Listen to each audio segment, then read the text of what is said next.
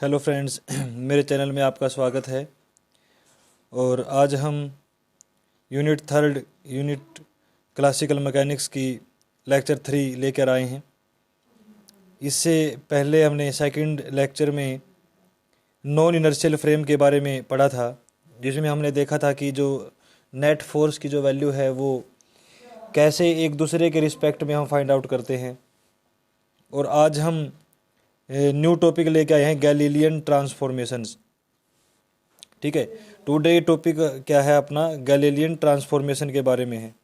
तो सबसे पहले हमें ये पता होना चाहिए जो ये गैलीलियन ट्रांसफॉर्मेशन है हम इसका यूज़ क्यों करते हैं, कि what do mean by Galilean transformation. तो गैलीलियो एक साइंटिस्ट हुए हैं जिन्होंने इस ट्रांसफॉर्मेशन के बारे में बताया, जिनके नाम पर ही ये रखा गया कि गैलीलियन ट्रांसफॉर्मेशन। तो इन्होंने एक फॉर्म से दूसरी फॉर्म में बदलने के लिए जो हम इक्वेशन का यूज़ करते हैं, जिस इक्वेशन का यूज़ करके हम फॉर्म को चेंज करते हैं एक फ्रेम से दूसरे फ्रेम के लिए, उस ट्रांसफॉर्मेशन को हम कहते हैं गैलीलियन ट्रांसफॉर्मेशन। ठीक है, तो फॉर्म को चेंज करने के लिए जो हम इक्वेशन या यूज़ करते हैं उसको गैलीलियन ट्रांसफॉर्मेशन इक्वेशन कहते हैं। तो चलिए पहले डेफिनेशन लिख लेते हैं इसकी। First of all, definition of Galilean transformation. तो Galilean transformation a set of, हम कहेंगे a set of transformation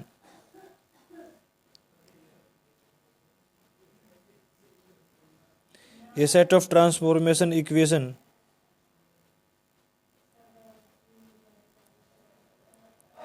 equations which can transform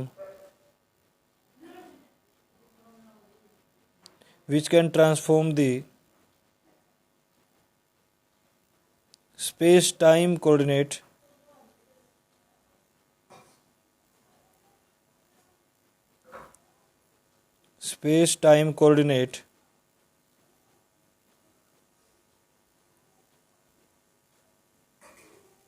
coordinates of the dynamical phenomena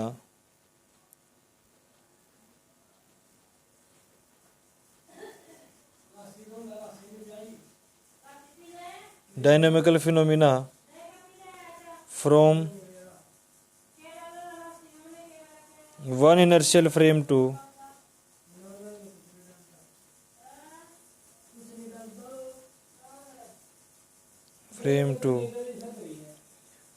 another inertial frame।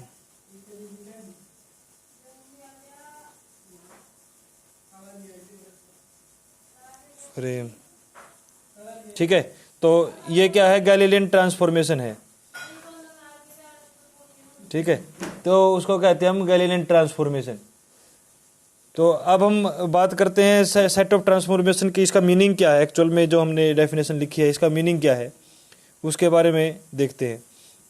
इसमें हम जो गैलीलियो ने दो टाइप से डिफाइन किया, हम इक्वेशन को चेंज कर सकते हैं कि दो केस हम राइज कर सकते हैं। दो केस के आधार पे हम जनरल केस लेंगे, एक किसी एक एक्सिस के अबाउट केस लेंगे। तो जैसे हमने इनर्शियल फ्रेम ऑफ रेफरेंस और non inertial frame of reference को डिफाइन किया था, ठीक उसी तरह गैलीलियन ट्रांसफॉर्मेशन में हम केसेस को राइज करके बात करते हैं। तो फर्स्ट केस हम मानते हैं कि केस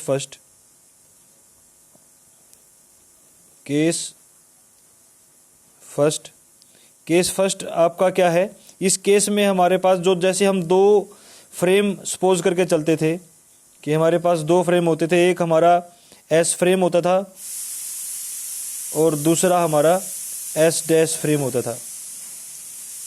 ये मान लीजिए हमारा एस फ्रेम है और दूसरा जो फ्रेम होता था वो एस डैश होता था, दूसरा फ्रेम हमारा एस डैश होता था। एक्स डैश, वाई डैश और जेड डैश। और ऐसे ही हमारा जो फर्स्ट फ्रेम था उसकी जो एक्सिस थी, एक्स एक्सिस, वाई एक्सिस और जेड एक्सिस। ठीक है। ठीक उसी तरह जैसे हमने ये माना था कि इसमें हम मान के चलेंगे जो हमारा एस डैश फ्रेम है, एस डैश फ्रेम हमारा ये जो फ्रेम है एस डैश फ्रेम ये मूव कर रहा है। अगर ये मूव करेगा, मान लीजिए ये मूव कर रहा है एक डायरेक्शन, तो पहला केस हम मान के चलेंगे S dash frame when S dash frame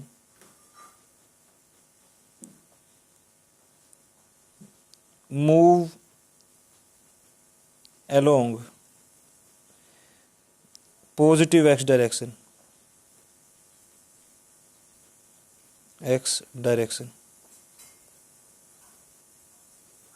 ठीक है। तो हम मान के चलेंगे कि जो पहला केस है वो x डायरेक्शन में आपका जो एस डैश फ्रेम है वो मूव कर रहा है। तो उस केस में जो हमारा एस फ्रेम है, ये जो एस फ्रेम आपका पास आया है, ये जो एस फ्रेम है, दिस इज एस फ्रेम, तो उस केस में हमारे पास जो इक्वेशन आएंगी, क्योंकि हमने निकाली थी कि एक फ्रेम अगर मूव करता है तो उनके बीच को जो डिस्टेंस है एक्स एक्सिस की फॉर्म में, तो वो आ जाती है X dash is equal to, जो डैश फ्रेम में है वो आती है X minus V T, V into T. तो एक्स माइनस वी टी हमारे पास ये इक्वेशन आती थी, ये हमने इनर्शियल फ्रेम ऑफ रेफरेंस में बात की थी। ठीक उसी तरह हम इसी का यूज़ करके इसके पैरेलल निकालेंगे, क्योंकि मोशन क्या है, मोशन एक्स डायरेक्शन में है, एक्स डायरेक्शन की तरफ एस डैश फ्रेम मूव कर रहा है। तो हम इसी के पैरेलल लिखेंगे कि X dash is equal to X minus V T, velocity into time, distance हम निकाल लेंगे। ऐसे ही वाई डैश के अकॉर्डिंग क्या आ जाएगा, वाई एक्सिस के parallel Y dash is equal to Y, this is second equation. Third हो जाएगा आपका जेड डैश, जेड एक्सिस के अबाउट तो कोई मोशन नहीं है वाई और जेड के अबाउट, तो वो क्या हो जाएंगे, वो माइनस या सब्ट्रैक्ट या एडिशन के साथ नहीं आएंगे, डायरेक्टली वाई एक्सिस के पैरेलल हो जाएगा। और टी डैश क्या हो जाएगा, T time period, that is equal to time period क्या हो जाएगा, T dash is equal to T. ये हमारी फोर्थ इक्वेशन है। तो ये हमारी चार इक्वेशन आई। इन्हीं इक्वेशन को, जो हमारी ये इक्वेशन आई है, इन्हीं इक्वेशन को हम क्या कहते हैं, ट्रांसफॉर्मेशन इक्वेशन कहते हैं। फॉर किस केस के लिए, उस केस के लिए जिस केस में हमारा एस डैश फ्रेम है वो एक फिक्स डायरेक्शन में, एक फिक्स एक्सिस में मूव कर रहा है, ठीक है। इस डायरेक्शन में हमारा जो एस फ्रेम है वो मूव कर रहा है, इसीलिए हमने इस फॉर्म में लिखा है। क्योंकि यहाँ से जिस पॉइंट से जिस पार्टिकल के लिए हम डिफाइन करेंगे, वहाँ से यहाँ तक की जो डिस्टेंस होगी ना, वो तो होगी हमारी एक्स डैश, और ये जो डिस्टेंस होगी वो टोटल यहाँ से यहाँ तक की वो होगी एक्स, और यहाँ से X minus X dash, X minus X that is equal to V T, distance ये आ जाएगी वी टी। तो वही हमने यूज़ किया है, ठीक है। तो ऐसे ही हम दूसरा केस लेके चलेंगे। दूसरे केस में क्या होगा, दूसरे केस में आपका जो सेकंड केस होगा, केस सेकंड में एस डैश जो फ्रेम है वो मूव करेगा, लेकिन वो किसी भी डायरेक्शन में मूव कर सकता है, एनी डायरेक्शन, ठीक है। तो सेकंड केस आपका है case to,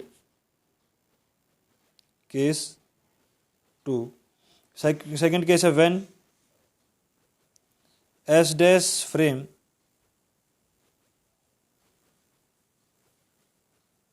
moving in any direction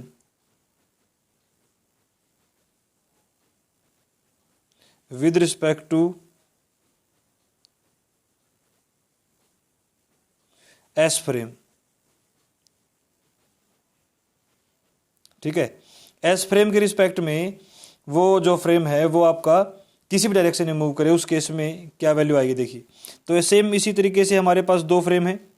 एक फ्रेम आपका ये है, ये मैं वही एस फ्रेम मान के चलता हूँ, this frame is S frame, ठीक है। और ये वाई एक्सिस है, ये एक्स एक्सिस मानते हैं, ये जेड एक्सिस मानते हैं, ठीक है। सेम इसी तरीके से कोई दूसरा जो फ्रेम, जो आपका एस डैश फ्रेम है, वो किसी जनरल पॉइंट पे है, मतलब ना तो एक्स एक्सिस में कह सकते हैं हम प्रॉपरली, ना वाई एक्सिस में कह सकते और ना ही जेड एक्सिस में कह सकते। तो जेड एक्सिस के about Z dash, X axis के about X dash, Y axis के अबाउट वाई डैश। तो उस पार्टिकल के लिए, जिस पार्टिकल को हमने पहले भी डिफाइन किया है पहले केस में, उसके लिए हमारे पास जो वैल्यूज़ होंगी वो तीनों एक्सिस की फॉर्म में होंगी। ठीक है, अब हमारी जो वैल्यूज़ होंगी वो तीनों एक्सिस की फॉर्म में होंगी, और जो तीनों एक्सिस की फॉर्म में होंगी तो हमारी जो इक्वेशन होगी वो होगी एक्स डैश, सॉरी ये मैं न्यू स्लाइड लेता हूँ, एक्स डैश वो हो जाएगी आपके पास X dash that is equal to X minus V T, X axis के अलोंग एक्स। ठीक है, अलोंग एक्स, और वाई एक्सिस के अलोंग क्या हो जाएगा, Y dash is equal to Y minus V Y T V X T. ठीक है, ये हो जाएगी अलोंग वाई,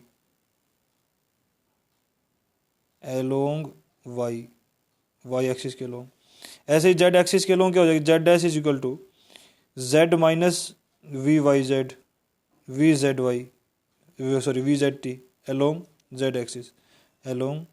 जेड एक्सिस, ऐसे ही टी डैश जो होगा वो सेम होगा दोनों के लिए, T dash equal to T. तो ये हमारे पास चार इक्वेशन ये आ गई। वो पुरानी चार इक्वेशन फर्स्ट केस के लिए, दूसरी चार इक्वेशन आपकी सेकंड केस के लिए आएंगी। ठीक है, तो ये था आपका गैलीलियन ट्रांसफॉर्मेशन। गैलीलियन में जो समझने की चीज़ है वो यही है कि ये जो हमारे पास ये जो डिफरेंस आता है, ये डिस्टेंस इन दोनों के, इस एक्स में से मैंने ये माइनस किया तो हमारे पास एस डैश फ्रेम की वैल्यू आएगी। तो हमने जो हमें दिखाता, मैं दोबारा फिर इसको अलग से समझाता हूँ आपको। इसमें देखिए, जैसे हमारे पास ये जो वैल्यू है, ये जो हमारे पास वैल्यू है, ये जो वैल्यू यहाँ से लेके एक्स यहाँ, ये पूरी एक्स माइनस वी टी, ये वी टी है यहाँ से लेके यहाँ तक। इसमें से एक्स में से ये माइनस करने के बाद हमारे पास जो वैल्यू बाकी रहेगी वो ये वैल्यू बाकी रहेगी, जो हमारी ये बाकी रहती है ये वैल्यू। ठीक है, तो ये वैल्यू बाकी रहेगी, तो that is equal to X dash is equal to X minus V T. यही हमने डिफरेंस दिखाया है एस डैश फ्रेम के लिए। तो इन दोनों के रिस्पेक्ट में जो हम ये ट्रांसफॉर्मेशन शो करते हैं उसी को हम कहते हैं गैलीलियन ट्रांसफॉर्मेशन। तो ये था पूरा गैलीलियन ट्रांसफॉर्मेशन के बारे में, और आशा करता हूँ आपको ये वीडियो समझ में आई होगी।